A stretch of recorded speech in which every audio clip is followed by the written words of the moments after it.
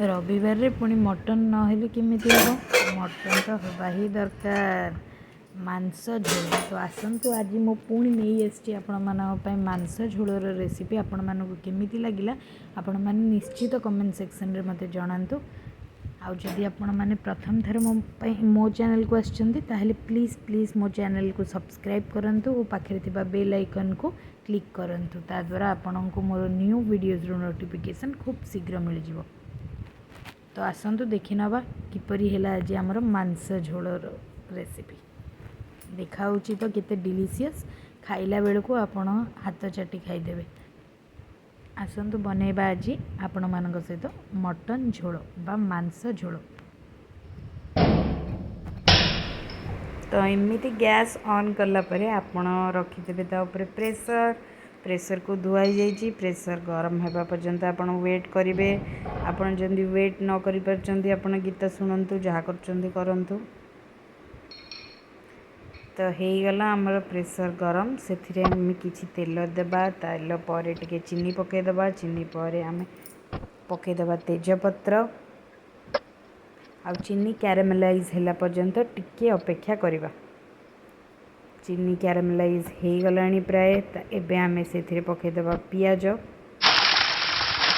भल भाव भाजी नबा। पियाज ब्राउन होगा पर्यंत भल भाव भाजवा।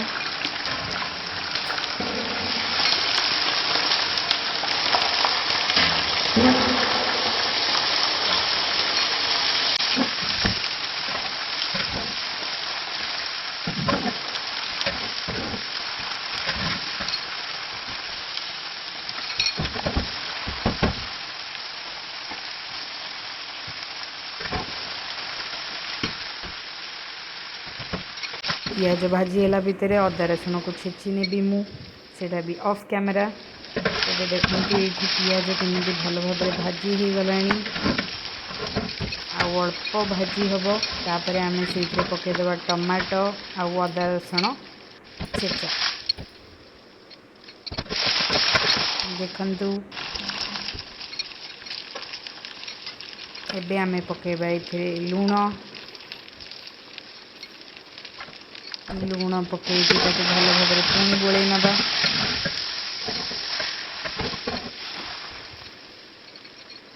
एबे से रखि अदा रसुण छेचा को मु पुणी पकई देइची।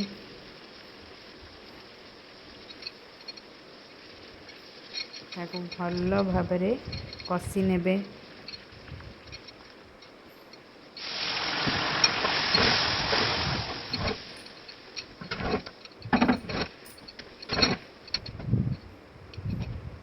भल भाव कषि हो गला पर से देबे हलदी गुंड मसला गुंड लुण आउ पकाइबे लंका गुंड।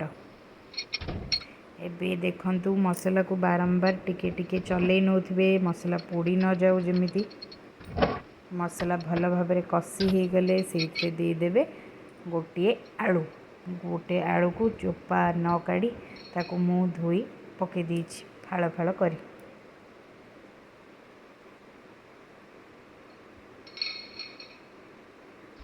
टिके स्टाइल रे आलू को पकईदेवे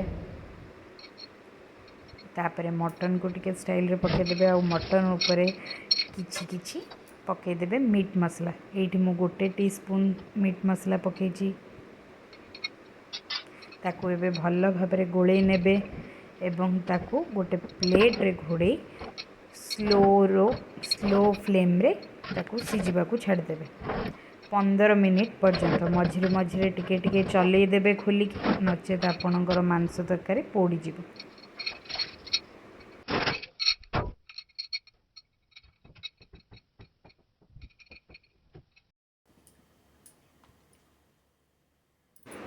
देखंतु आउ थे खोलिकी मु केमिति ताको चलई देबी।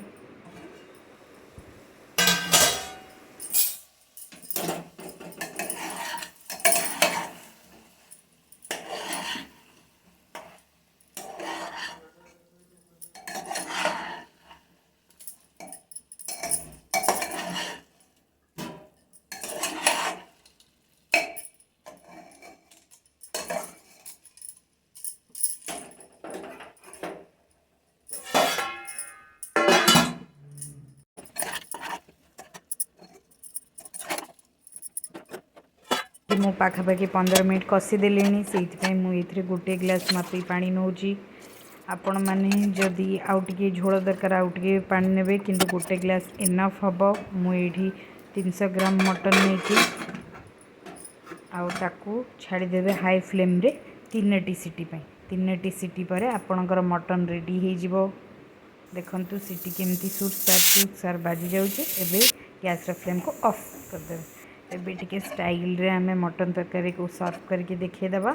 आपणकर मटन तरकारी हो जाइए रेडी। आपण मानक आज रेसिपी केमिति लागिला मते निश्चित कमेंट सेक्शन रे जणाइबे। आ मु बारंबार कही रखुची प्लीज़ प्लीज़ मो चैनल को सब्सक्राइब करंतु। Thank you.